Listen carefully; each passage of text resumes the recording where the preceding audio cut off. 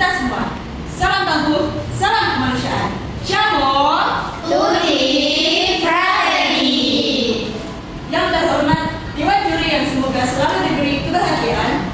Yang kami hormati jajaran pengurus KSR PAI Unit UIN Sunan Kudus beserta panitia rencana ke-27. Hari ini saya hadir untuk mempresentasikan tentang hedonisme di kalangan remaja, bukan untuk mempresentasikan tentang kisah hidup saya yang penuh plot twist. Kalau kata pepatah, tak kenal maka tak sayang. Udah kenal malah bisa ditahan terakhiran. Jadi, perkenalkan nama saya Arya Ayu Maulida dari kontingen A PMR MA Mualimat NU Kudus. Aku ada satu pantun nih, jalan-jalan ke kota Bandung. Cakep. Jangan lupa beli yang manis. Cakep. Semoga presentasi saya gak bikin bingung, tapi bikin juri senyum manis. Sebelum kita mulai, pasti kalian tidak asing dengan kata hedon kan? Apa itu hedonisme? Hedonisme adalah pandangan hidup yang mengutamakan kesenangan dan kenikmatan. Dalam konteks remaja, sering kali terlihat dari perilaku konsumtif dan pencarian kesenangan yang berlebihan. Munculnya hedonisme salah satunya adalah dari media sosial. Apa itu media sosial? Media sosial adalah platform yang sangat berpengaruh dalam kehidupan sehari-hari. Dengan adanya media sosial, kita bisa terhubung dengan banyak orang, tetapi juga kita bisa terpengaruh dengan gaya hidup yang tidak sehat. Media sosial seperti Instagram, TikTok, Facebook telah menjadi bagian integral dalam kehidupan remaja. Platform ini tidak hanya digunakan untuk komunikasi, tapi juga untuk mengekspresikan diri dan menunjukkan gaya hidup. Konten yang ditampilkan seringkali bersifat glamour dan ideal.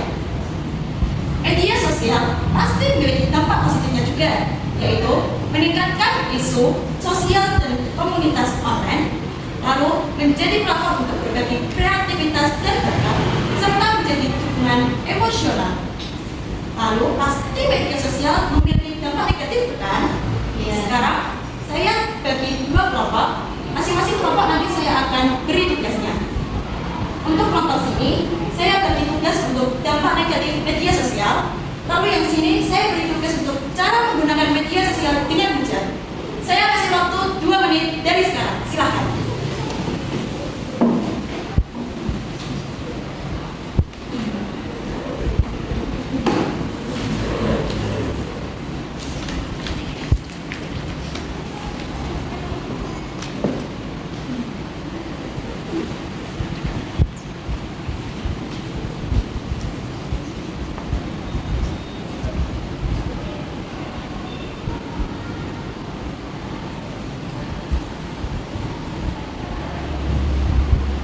Jika sudah, masing-masing kelompok bisa untuk mempresentasikan salah satu dari kelompok kalian.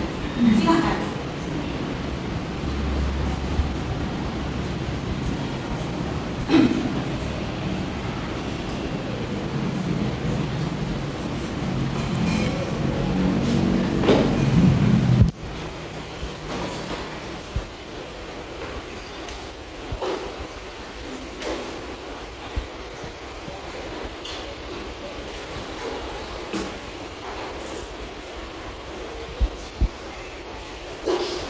Ya, silakan. Oke, saya di sini perwakilan dari kelompok 1 akan mempresentasikan tentang dampak negatif media sosial. Nah, gimana sih media sosial dapat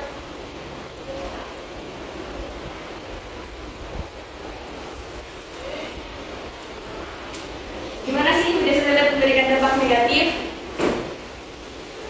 Nah, dampak negatif media sosial itu ada 3. Yang pertama adalah konsumsi berlebihan. Nah, gimana sih konsumsi berlebihan itu? Mereka karena melihat media sosial merasa perlu membeli barang-barang yang dipamerkan di media sosial seperti platform TikTok, Shopee, Instagram, dan lain sebagainya oleh influencer yang terkenal. Nah, yang kedua adalah perbandingan sosial. Melihat kehidupan orang lain yang tampak sempurna dapat menyebabkan rasa tidak puas diri dan rendah hati dan rendah diri. Yang ketiga adalah kecanduan media sosial. Penggunaan yang berlebih akan mengganggu aktivitas sehari-hari dan mengurangi interaksi sosial di dunia nyata. lalu tekanan untuk tampil sempurna dan mendapatkan pengakuan dari orang lain. Nah, itu adalah sebagian kecil dari dampak negatif media sosial. Terima kasih. Wassalamualaikum warahmatullahi wabarakatuh.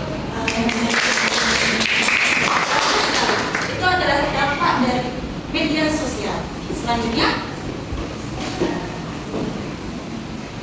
Assalamualaikum warahmatullahi wabarakatuh. Waalaikumsalam warahmatullahi wabarakatuh. Saya di sini sebagai perwakilan dari kelompok 2 akan memberikan sebuah ungkapan tentang bagaimana dampak positif penggunaan media sosial yang baik dan bijak untuk kita lakukan. Ada 3 dampak positif yang dapat kita lakukan untuk menggunakan media sosial dengan baik dan bijak. Nah, bagaimana sih cara kita untuk menggunakan media sosial yang baik dan bijak sehingga kita bisa tidak mengirim hoax ataupun berita-berita yang belum tentu ataupun belum pasti kebenarannya bahwa itu bisa terjadi. Ada 3 dampak itu sendiri. Yang pertama,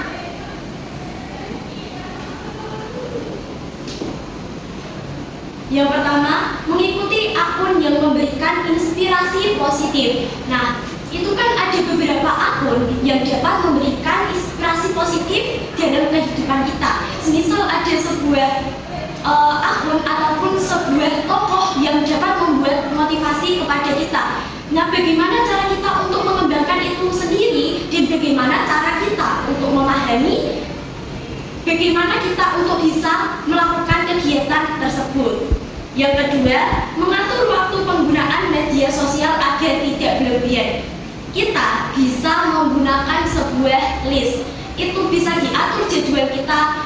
Dan ini aku akan melakukan kegiatan apa, dan pada jam ini aku melakukan apa, dan pada jam ini aku melakukan apa. Itu dapat membuat kita jauh lebih mudah untuk mengekspresikan ataupun melontarkan waktu-waktu kita yang tidak terbuang dengan sia-sia. Yang ketiga, berfokus pada konten yang mendidik dan bermanfaat. Contohnya kembali lagi ke nomor 1, seperti tokoh-tokoh yang menginspirasi kita untuk membuat konten yang lebih baik ataupun gimana. Itu bisa membuat kita jauh lebih memahami bagaimana sih penggunaan media sosial dengan bijak. Terima kasih. Itulah presentasi dari kelompok saya.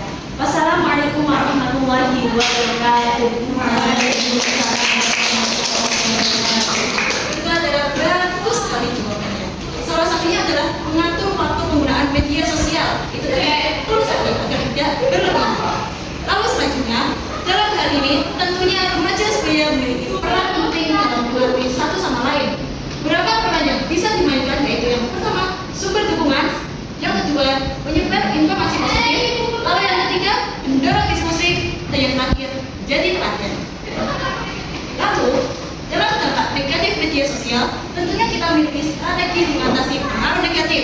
Beberapa strategi yaitu yang pertama, pendidikan digital dengan meningkatkan kesadaran tentang penggunaan media sosial yang sehat dan bijak. Lalu yang kedua, membatasi waktu dengan mengatur waktu penggunaan media sosial agar tidak berlebihan. Lalu yang ketiga, menciptakan konten positif dengan mengajak teman-teman untuk berbagi konten yang bisa menginspirasi dan mendidik. Lalu yang terakhir, diskusi terbuka dengan mengadakan diskusi tentang pengalaman dan dampak negatif dari media sosial. Untuk itu, mari kita bersama gunakan media sosial dengan bijak. Hindari hedonisme, jadilah remaja yang cerdas dan bahagia. Sebelum kita akhiri, mari kita ingat, media sosial bisa jadi sahabat. Agar tidak terjerat, gunakan media sosial dengan bijak. Demikian presentasi dari saya. Semoga bisa bermanfaat bagi kalian semua.